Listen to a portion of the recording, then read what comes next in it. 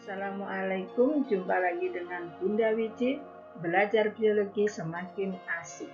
Pada kesempatan kali ini, saya akan membahas tentang soal dan pembahasan mengenai fotosintesis.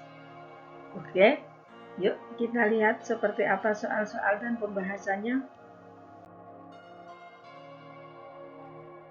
Nomor 1. Tumbuhan yang dapat membuat kebutuhan nutrien organik sendiri disebut dengan tumbuhan A. Heterotrof, B. Autotrof, C. Aerob, D. Anaerob. Jawabannya yang mana? Jawabannya adalah yang B, yaitu autotrof. Autotrof adalah organisme yang dapat mengubah bahan anorganik menjadi organik atau dapat membuat makanan sendiri. Dengan cara apa? Yaitu dengan cara berfotosintesis. Soal nomor 2. Fungsi klorofil pada proses fotosintesis adalah untuk A. Mengubah CO2 menjadi glukosa, B. Membebaskan oksigen dari karbon dioksida, C. Menyerap cahaya matahari terutama sinar hijau, yang D. Menyerap energi cahaya untuk diubah menjadi energi kimia. Jawabannya adalah yang D. Fungsi klorofil adalah sebagai donor elektron dan pentransfer energi cahaya menjadi energi kimia dalam bentuk ATP. Soal nomor 3. Perhatikan reaksi kimia pada proses fotosintesis berikut. Ini gambar reaksinya. Pertanyaannya, peran cahaya dalam proses tersebut adalah A. Memecah senyawa H2O, B. Membentuk senyawa C6H12O6, C. Mengikat CO2 dan H2, D. Mengubah CO2 menjadi O2. Pembahasannya, jawabannya adalah yang A. Di dalam proses fotosintesis, cahaya matahari berfungsi untuk memecah senyawa air atau H2O menjadi O2, NADPH, dan ATP. Soal nomor 4. Oksigen yang dihasilkan pada proses fotosintesis berasal dari pemecahan A. Glukosa, B. CO2 waktu reaksi gelap, C. CO2 waktu reaksi terang, D. H2O waktu reaksi terang. Pembahasannya adalah jawabannya yang D. Pada saat reaksi terang yang berlangsung di grana terjadi hal-hal sebagai berikut. Fotosintesis air, yakni penguraian air H2O menjadi H2 dan O2. Fosforilasi, yakni pembentukan ATP dan NADPH. Fotosistem 1 dan fotosistem 2 menjadi aktif. Soal nomor 5, ini hampir sama dengan soal nomor 3 dan nomor 4 tadi ya. Saat fotosintesis, O2 yang terbentuk berasal dari A. H2O, B. CO2, C. Klorofil, D. Air dan CO2. Pembahasannya, jawabannya adalah yang A. Oksigen yang dihasilkan pada fotosintesis itu berasal dari fotolisis air atau fotolisis H2O menjadi 2 elektron plus setengah O2 plus 2 H+.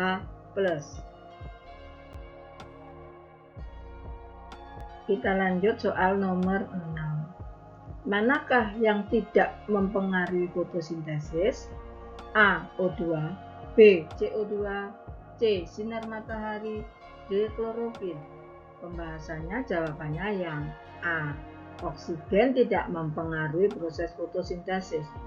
Kenaikan kadar oksigen dapat menghambat fotosintesis karena oksigen merupakan komponen untuk respirasi. Soal nomor 7. Peristiwa awal dari fotosintesis adalah A. Fotolisis air, B. Terlepasnya O2, C. Fotoeksitasi dari klorofil dan terlepasnya elektron, D. Terbentuknya glukosa. Pembahasannya, jawabannya adalah yang A.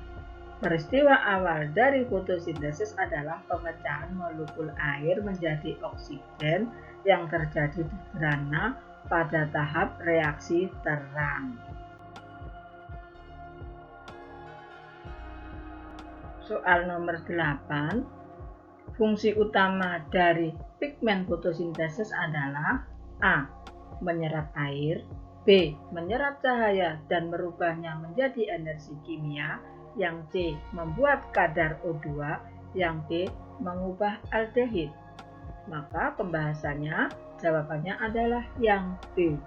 Klorofil pada fotosintesis adalah sesuatu yang sangat berhubungan karena klorofil sangat penting untuk fotosintesis, untuk menyerap energi cahaya. Molekul klorofil secara khusus diatur di dalam dan di sekitar fotosistem yang tertanam dalam membran tilakoid kloroplas. Soal nomor 9. Pada proses fotosintesis, pengikatan CO2 terjadi di A. Grana saat terjadi reaksi terang, B. Grana saat terjadi reaksi gelap, C. Stroma saat terjadi reaksi terang, D. Stroma saat terjadi reaksi gelap.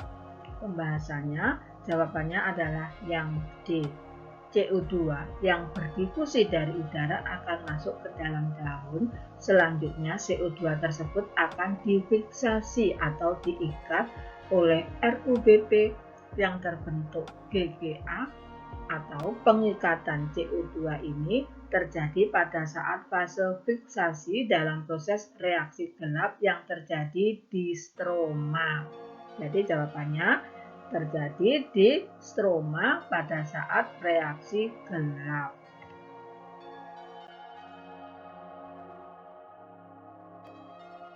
Soal nomor 10.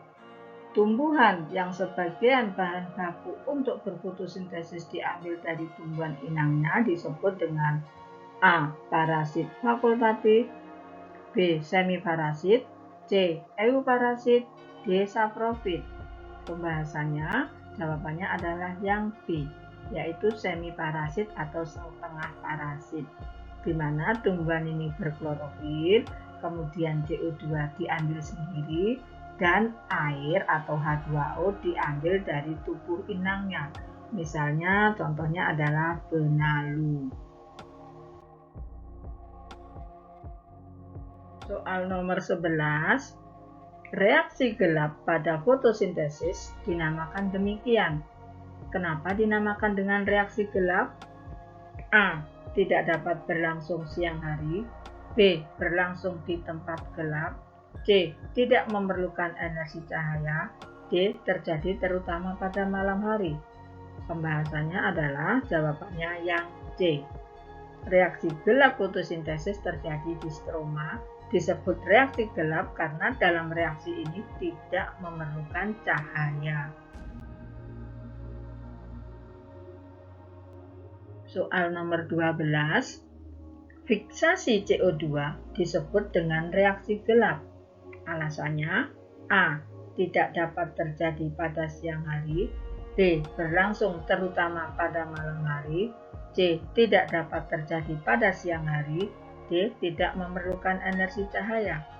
Jawabannya adalah reaksi gelap merupakan reaksi lanjutan dari reaksi terang dalam fotosintesis. Reaksi ini tidak membutuhkan cahaya. Reaksi gelap terjadi pada bagian kloroplas yang disebut dengan stroma. Bahan reaksi gelap adalah ATP dan NADPH yang dihasilkan reaksi terang dan CO2 yang berasal dari udara bebas. Soal nomor 13. Fotolisis air pada reaksi terang waktu fotosintesis akan menghasilkan A. Hanya ATP, B. O2 dan NADPH2, C. ATP dan NADPH2, D. O2, NADPH2 dan ATP. Pembahasannya adalah jawabannya yang D. Pada proses fotosintesis terjadi pemecahan molekul air yang membebaskan oksigen dan ion hidrogen. Lanjutkan, hidrogen tersebut akan diikat oleh NADP, membentuk NADPH.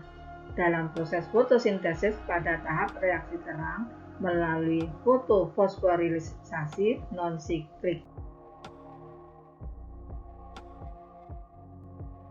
Soal nomor 14, jika pada percobaan tersebut pada air ditambahkan natrium hidrokarbonat atau NaHCO3, maka perubahan yang terlihat pada percobaan fotosintesis ini adalah A.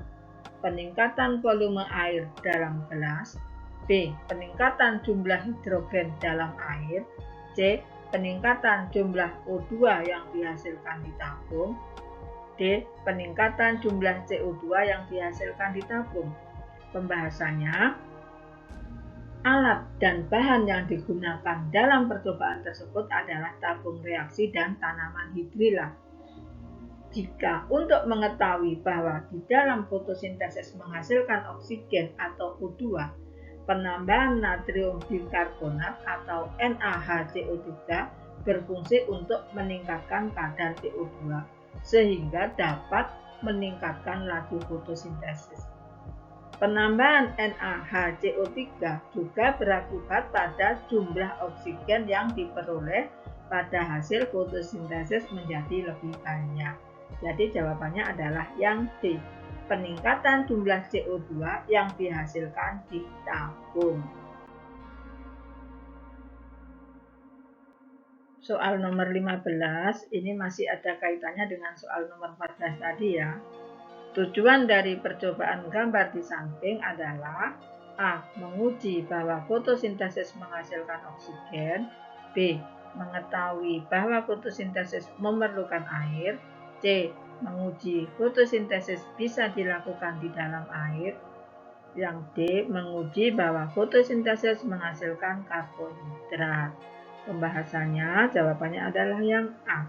Percobaan fotosintesis yang dilakukan oleh Ingenhousz dengan menggunakan tanaman hidrilla bertujuan untuk mengetahui adanya gas oksigen yang dihasilkan dengan indikator adanya gelembung udara yang keluar dari daun hidrilla yang ditampung oleh tabung reaksi melalui corong kaca.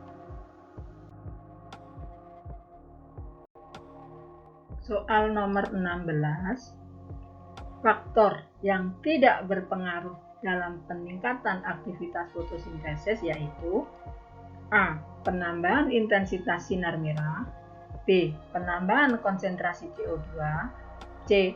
Penambahan konsentrasi O2 di udara, D. Suhu optimum fotosintesis. Jawabannya adalah yang C. Kecepatan fotosintesis dapat berubah tergantung faktor lingkungan dan ketersediaan bahan baku fotosintesis, yaitu CO2 dan H2O. Juga sinar matahari yang berperan dalam reaksi terang, yaitu sinar merah dan sinar violet. Suhu optimum penting untuk tercapainya kecepatan fotosintesis maksimum. Penambahan kadar O2 di udara tidak berpengaruh terhadap kecepatan fotosintesis. Jadi jawabannya yang C. Penambahan konsentrasi O2 di udara itu tidak berpengaruh dalam meningkatkan aktivitas fotosintesis.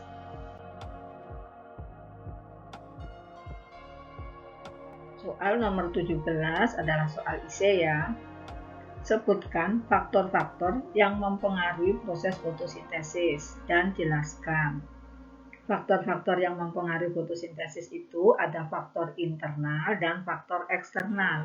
Adapun faktor internal misalnya usia daun, jumlah daun, morfologi daun dan kedudukan daun, kemudian enzim, dan kadar klorofil A dan klorofil B. Sedangkan faktor eksternal yaitu intensitas cahaya, suhu, kandungan CO2, kadar air, dan kadar fotosintak.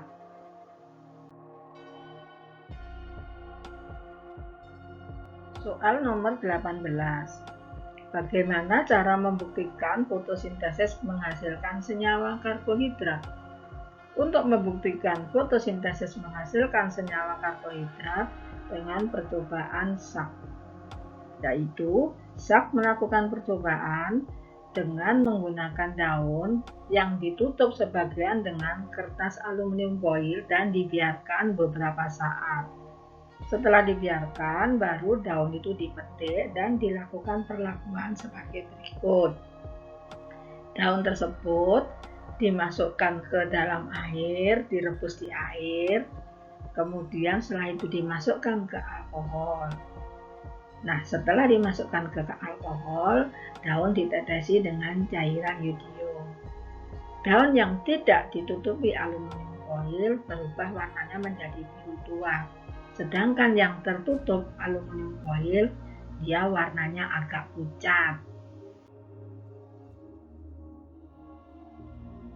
Nah, ini adalah salah satu percobaan yang membuktikan bahwa fotosintesis itu menghasilkan karbohidrat atau glukosa.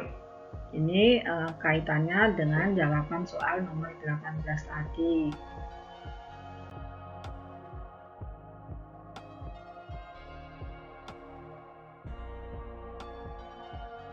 Demikianlah video pembelajaran kali ini mengenai soal-soal dan pembahasan tentang fotosintesis.